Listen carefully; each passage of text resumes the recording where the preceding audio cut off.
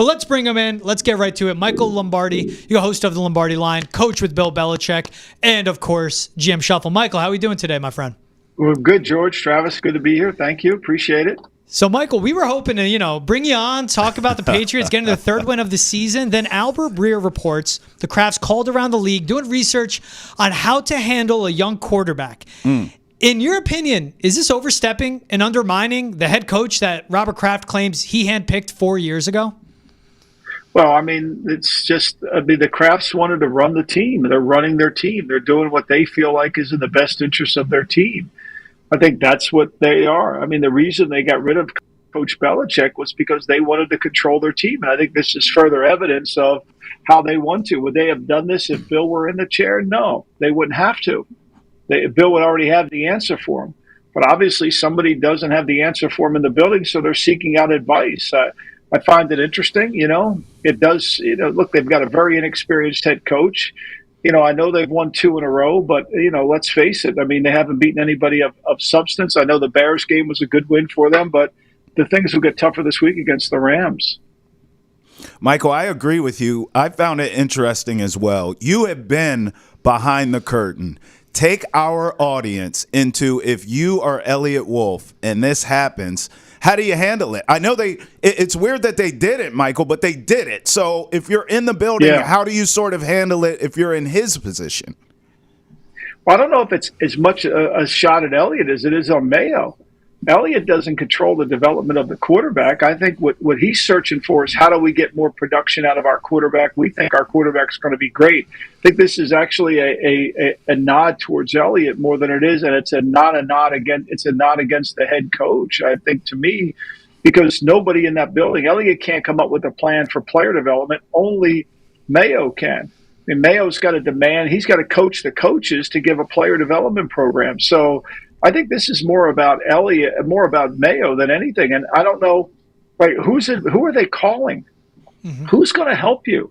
Who are you calling in the league that's going to help you? I could see calling somebody who's not in the league, but why would anybody want to help the Patriots? I don't. The 31 teams here are competition.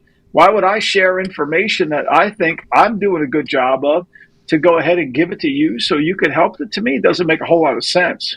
Yeah, and why now? Why not January 8th, the day after the season ends? You're picking 3rd overall. January 11th, when you decide to fire Bill Belichick, or the day you hired Jerod Mayo? Why now? Because they don't have enough confidence in their head coach to figure it out, and they know when they hired an inexperienced head coach that they were going to have to be involved. They were going to have to be involved in a lot of these decisions. So I'm not as wondering why now. I'm just, to me, it's this part of. Look, they pretended that Jonathan's not involved. They pretend that Robert's not involved when we know they are involved. And this just further really indicts that statement that we just are fans. They're not. They're involved with their franchise. That's why they got rid of the head coach. Yeah, I was going to piggyback off of that exact thought, Michael, because I look at this. You think about a guy like Jerry Jones, who has a brand, a reputation of meddling, of being involved, of making all these football decisions and taking credit for stuff that he probably shouldn't. But I'm looking at this now. Is Robert Kraft, this legacy he's already built, but where we're at now, Michael, is he in danger of sort of teetering into that and becoming this meddling owner? Do you think there's a possibility that starts to spread around the league about him?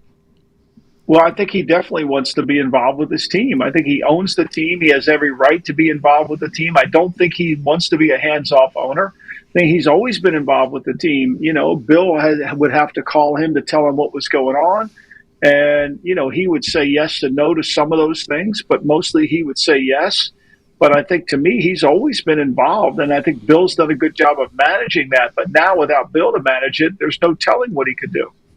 Do other good owners do this? Is this normal, or did this shock you that this is happening? No, other good owners rely on the people that they hire. I don't think Steve Bisciotti would be calling around, right? I don't think he'd be calling around asking about that. If I work for Al Davis wouldn't call somebody else up for advice on how to handle his rate. He would figure out how to do it. I think it's when you don't know the answer that you're trying to figure it out. I just don't know who's going to try to help them. It's kind of a shocking story to me, because who wants to go out of their way to help the Patriots become a good team? Yeah, I agree. I mean, listen, you brought up Drake Maye.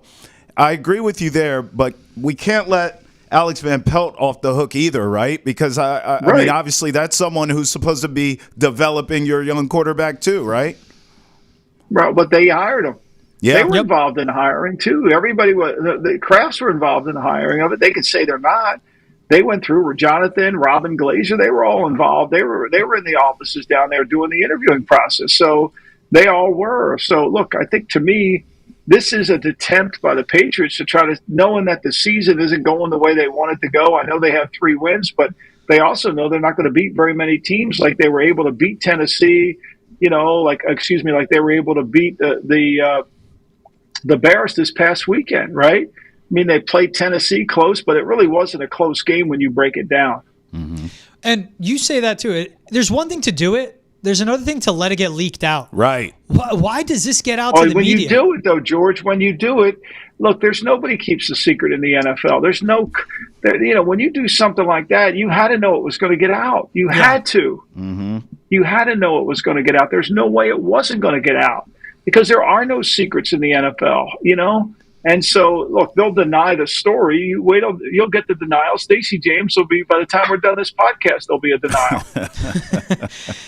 When we see this, and again, like it detracts from them finally, like they played a game Sunday where they just look like a competent, smart team. Like they executed when they had to and they got the win. Yep. Bad team they beat, but they got the win. This distraction creeps in. Is this, and like Travis asked it, it's like Robert Kraft's doing too much. Jonathan Kraft. How do you now move forward if you're Drake Maye and if you're Alex Van Pelt, where they're going to come in with input and you have to take it? Like, that's what gets me too of. It kind of takes away the confidence that your guys have built up as a coaching staff. This hasn't been the first time they've come in. See, you're reacting to it as the first time. Yeah. They've been doing this all year. Okay. I mean, so for those guys in the building, they know it. They're not, this is not unexpected. They've been doing this all year. They're involved. I mean, so, like, I don't think you can misjudge that. I think they're involved, and I think that involvement is what it's all about. Is that something that they want? I feel like this is also – yeah. I think like a guy that put out the documentary. I think Jonathan has always wanted to run the team. Now, he wants plausible deniability, but he wants to run the team. He doesn't want the fans on him because the fans don't want him to run the team, but he wants to run the team. Hell, he has an ownership to the team. Of course he can run the team. Yeah, there's no doubt about it. Listen, Michael, I'll be honest with you. I don't even smoke cigarettes, and these damn Patriots make me want to smoke a pack a day. So let me get off of them and ask you about the league. Right now, as it stands today, who is your MVP? Is it Lamar Jackson, or do you think there's maybe a MVP fatigue with him? No, I think he's playing better than he's ever played. I think he's the MVP of the league by far. I think he's been the best player, and his team's responded. And frankly, his team isn't as good as it was last year defensively. Mm-hmm. And this is not a good team defensively. So he's had to do more this year than ever before. He's the MVP for sure. Is there something you see in him that you think he can shake the guy that becomes the pumpkin in the playoffs and actually break through and be Lamar? We see regular season MVP Lamar and get this team AFC Championship game and maybe break through and get to the Super Bowl.